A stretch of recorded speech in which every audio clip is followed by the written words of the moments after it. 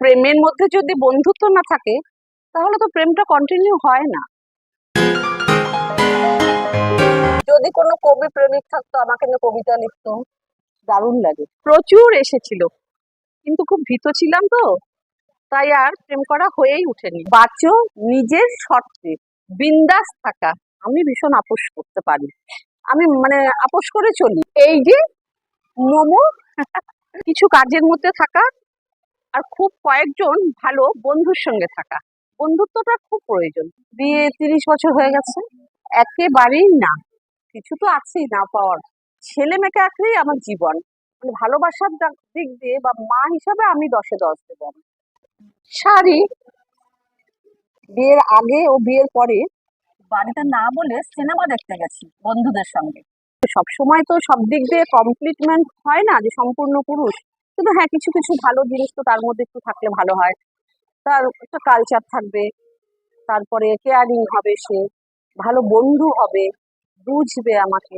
Cultural অ্যাক্টিভিটির সঙ্গে যুক্ত আছি এবং কিছু সমাজ সেবামূলক কাজেও যুক্ত আছি। সেই জন্য নিজেকেই নিজে সময় দেবার আর সময়ই পাই না। বিলাসিতা টাকা দিয়েই কেনা যায়, কিন্তু শান্তি টাকা দিয়ে কেনা যায় না।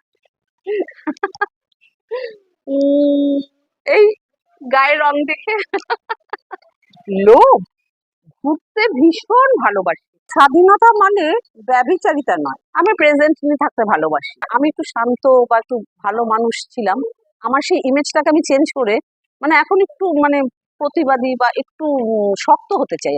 আমি একজন ভালো নৃত্যশিল্পী হতে চেয়েছিলাম।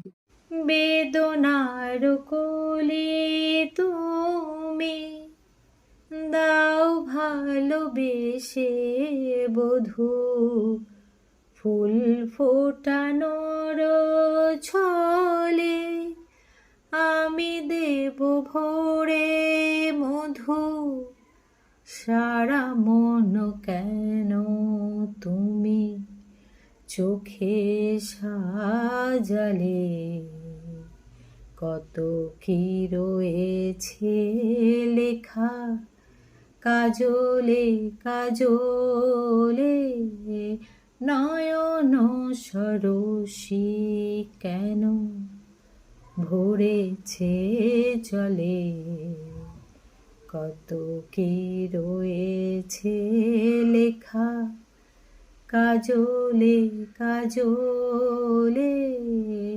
নয়ন সরসী কেন। জনম সফল হবে বধূয়ার ঘরে আজ, শরমের আড়ালেতে দেখা যাবে ফুল সাজ।